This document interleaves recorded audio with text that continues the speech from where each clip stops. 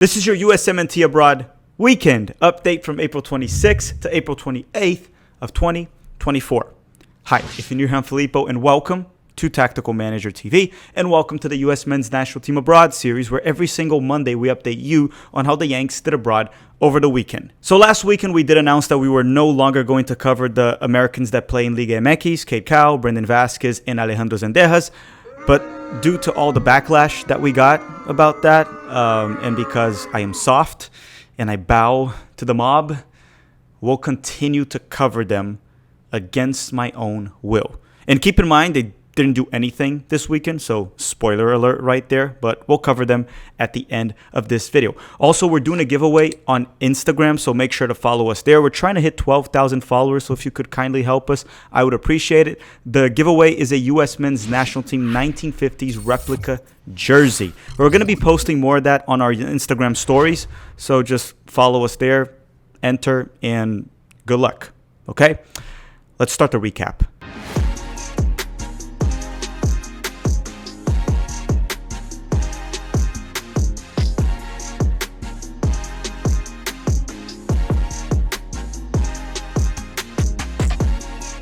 As always, we start with the top 5 leagues in Europe, the first one being the English Premier League. So why don't we talk about Gio Reyna and Matt Turner from Nottingham Forest. And on Sunday, Gio Reyna started off the bench and was subbed in the 74th minute for Nottingham Forest during their 2-0 loss to Manchester City. So Gio Reyna didn't really do much. Sure, the circumstances of the game didn't really help him specifically, but he didn't really do anything positive or negative when he was subbed in. He wasn't really that spark off the bench that we would want him to be. And in regards to Nottingham Forest that I very often criticize, to be fair, they could have pulled a point here. They didn't play poorly by any means. Chris Wood just kind of sucks, and Nuno Espirito Santo is just very slow to react as a coach. Oh, and Matt Turner, he stayed on the bench the full 90 minutes, but you probably already knew that. Next on the list is Austin Trusty from Sheffield United. And on Saturday, Trusty started and played the full 90 minutes for Sheffield United during their 5-1 loss to Newcastle, and Sheffield are finally officially relegated. This Sheffield team is honestly the worst team I've seen in the English Premier League since probably that Huddersfield side that was like 5 or 6 years ago. Even worse than the Aston Villa team, the season that Leicester won the Premier League. Remember that Aston Villa team that finished in last place? Yeah, this Sheffield team is essentially an EFL Championship side disguised as a Premier League team. They're going to literally concede over 100 goals this season. It's terrible. Awful. They're horrible. Next up, we have Anthony Robinson and Tim Ream from Fulham and Chris Richards from Crystal Palace, because Fulham and Crystal Palace clashed over the weekend. And on Saturday, A-Rob started and played the full 90 minutes for Fulham during their 1-1 draw with Crystal Palace. Tim Ream stayed on the bench the full 90 minutes, and Chris Richards started and played the full 90 minutes for Crystal Palace once again.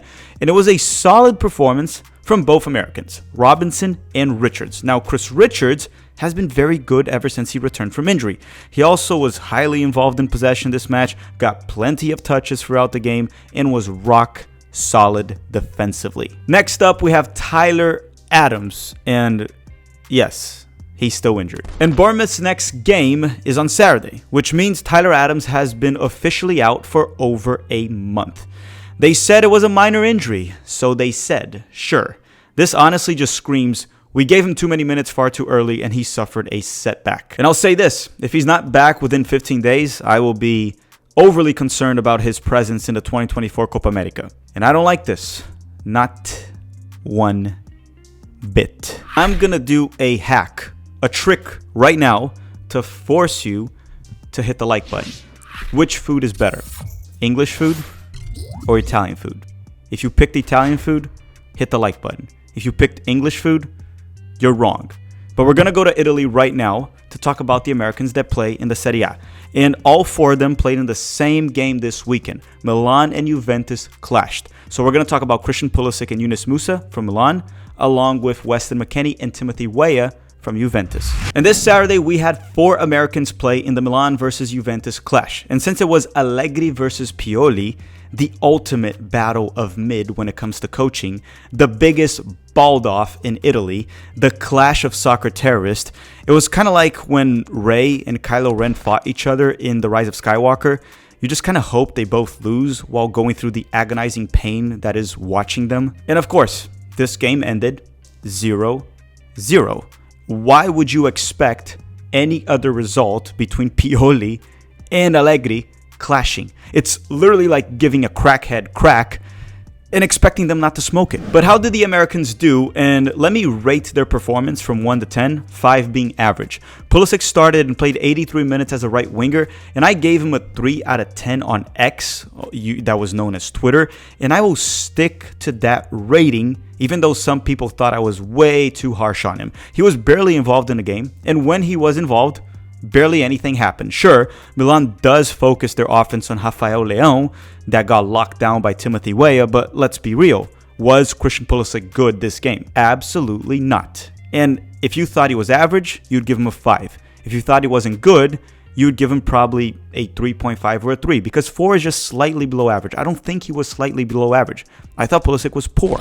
And I'm convinced that Pulisic, as good as he is a very streaky player. When things go well, he is burning hot, scoring goals, getting assists, blowing by defenders. But when things are cold, he becomes as cold as, winter at Buffalo, New York. As for Yunus Musah, he started as a right back and played 82 minutes. He was played out of his position, or his natural position, and I gave him a 4 out of 10 on Twitter. And I want to revise that, and I want to give him a 5 out of 10 after rethinking it, rewatching the highlights, and looking into his stats. He was more like average. He had some good moments and some very shaky moments. Most of his shaky moments were on the defensive end in the final third, right? He can dribble well, just can't really pass or cross to save his life. Even though he played as a right back, he was more like tucked inside quite a bit in possession, and the width would mainly come from Christian Pulisic on the right wing rather than Musah as the right back, which is very different from Berhalter's system where the fullbacks provide most of the width. As for Tim Weah, he started for Juventus and played 71 minutes as a right wing back, and I gave him a 7.75 on Twitter, and I want to revise that and give him an 8 out of 10. He did a great job marking Rafael Leão, who is Milan's best player. He looked dangerous going forward in multiple occasions. This comes right after he got an assist during the midweek to send Juventus to the Italian Cup final, and by that he knocked out Lazio, or as some call them, Nazio. And honestly, congratulations to Tim Weah. He's been catching really good form right now. Obviously, that's just 2 games, but still an assist in the midweek, a very good performance against Milan. That's something we didn't really see from Weah all season long, but he's catching good form right before the Copa America. Weston McKennie came off the bench for Tim Weah at the 71st minute as a right wingback. I gave him a 7.5 out of 10 on Twitter, and I'm going to keep that rating. He looked really good after he was subbed in. He wasn't really tested defensively. He did okay when he was, but it wasn't very often. But he was great on the ball, in possession, almost scored off a header. I thought Weston McKennie was really good. Now, 3 out of the 4 Americans in this game played as a right back or a right wing back for their teams. And we have seen Pulisic also play as a right wing back in the past for Chelsea. So you know how they ask every year, what if our best athletes played soccer?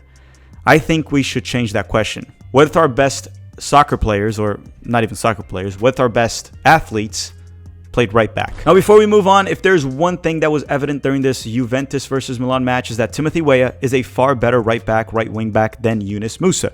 However, Musah is playing a different role as a right back. In this game specifically, he played a different role as he was tucking inside in possession quite a bit, which for the US men's national team, it would be ideal, especially if Dest is available or if Berhalter goes with Weston McKennie as a right back. Now, if Greg goes with his infamous system, then the right back that should replace Dest should probably be Timothy Weah. Yeah, I said it. If he goes with the same system, which he probably will, I would probably go with Christian Pulisic on the right wing, Haji Wright maybe on the left wing, and then Weah as the right back. But we'll talk about that when we get to the Copa America coverage. Now, before we continue, a quick word from the sponsor of this video, sponsor of the channel actually very often, Underdog Fantasy. If you want to play, their link is in the description of this video, and I do post my picks on X and Instagram every week. So, quick word from our sponsor. We'll be back in 1 minute. And thank you, Underdog Fantasy, for sponsoring Tactical Manager TV. Underdog Fantasy is a fun game to play prior to any soccer match, or basketball, or football as well, but we don't talk about those two in Tactical Manager TV. Sometimes basketball during live watch-alongs. I have been playing Underdog Fantasy for over a year now. You can download the app by using the link on the description of this video, and you can also use the promo code TMTV. In Underdog, will be matching your first deposit for up to $100. And in the process, you'll be helping the channel avoid bankruptcy. The game I mainly play is called Pick'em. You just click on it, scroll to the soccer section, and pick a player for a specific match and select the stats that you believe will be lower or higher. It's very easy to play, but be smart about your picks because it's not easy to win. I'll be playing some Underdog Fantasy during some match live streams or match live watch-alongs, so stay tuned for that, as I will be forced to cheer for a player or root against him. Now, I am a professional hater, so I'll probably be rooting for the player's downfall. Once again, don't forget to use the promo code TMTV and use the link on the description of this video. Thank you, Underdog Fantasy, for sponsoring the channel. Now we're gonna go to Germany and talk about the Americans that play in the Bundesliga, the first one being Paxten Aaronson from Union Berlin, and then Joe Scally along with Pulisic that both play for Borussia Mönchengladbach, because Union Berlin and Gladbach faced each other over the weekend. And on Sunday, Paxten Aaronson started and played 74 minutes for Union Berlin during their 0-0 draw with Borussia not Dortmund. Paxten ran around a lot. He fell a few times. It was more of a Paxten Aaronson-like performance with some random decent moments. He did hit 2 long shots on target, so I'll give him credit for that. And I would say this was his worst performance over the past month or so, where honestly, he has been very good for the month of April at least when he was playing for Union Berlin. Joe Scally started as a left wingback for Gladbach, and he did okay. He played it safe for the most part. You know, he created also a goal-scoring opportunity. He was fine. While Pulisic started off the bench, and he was sent in the 88th minute. Next up, we would have had John Brooks from Hoffenheim, but he stayed on the bench over the weekend, the full 90 minutes, as they took on Bochum, so there's nothing really to comment on that. So let's skip John Brooks and talk about Kevin Paredes from Wolfsburg. And on Saturday, Paredes started off the bench and was subbed in at halftime when they were down 1-0 against Freiburg. The game ended 2-1 for Wolfsburg with a win after Paredes came in at halftime. Now, was he involved in any of the goals? No, he didn't get a goal or get an assist. However, Kevin Paredes fan account on X can now run his agenda after this game. Last but not least, we had Leonard Maloney from Heidenheim, but he has a shoulder injury and he's not available for them. Well, he wasn't available for them this weekend, and he probably won't be available for them this season anymore. They only have 3 games left, so I'm assuming he's done for the season. Their goal was to not get relegated, and they've accomplished that. So congratulations to Heidenheim and to the American player Leonard Maloney. Now let's go to Spain and talk about the Americans that play in La Liga, the first one being Luca de la Torre from Celta de Vigo. And on Saturday, Luca de la Torre started off the bench and was subbed in around minute 54 for Celta de Vigo during their 3-0 loss to Deportivo Alaves. When he was sent in, they were already down 2-0. With 5 games to go, Celta de Vigo are currently 5 points away from the relegation zone, so there's still some risk there of getting relegated. I don't think they'll get relegated, but there's still some risk. After Luca, we have Johnny Cardoso from Real Betis. But on Sunday, Johnny started in the Seville derby between Sevilla and Real Betis.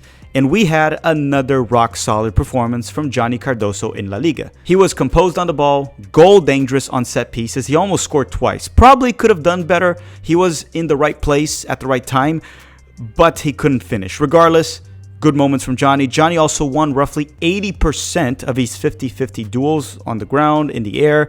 He was press resistant, and he played the full 90 minutes. Unfortunately, the game ended 1-1 between Sevilla and Real Betis, and things got a bit heated towards the end. Johnny even lost his temper against Lamela. Nevertheless, good performance from Johnny, and the reason I mentioned the heated moment at the end was because Johnny got a yellow card, in case you care. But he put out a very good performance. Now we're going to go to France and talk about just one American there right now, and his name is Floating Balogun, and he plays for Monaco. On Sunday, Balogun started and was pulled off at halftime for Monaco during their 3-2 loss to Lyon. Look, they were down 2-1 at halftime, and Balogun, a forward, got subbed out with no reports of an injury, which means I probably don't have to tell you how his performance went. Do I? I mean, it's quite clear.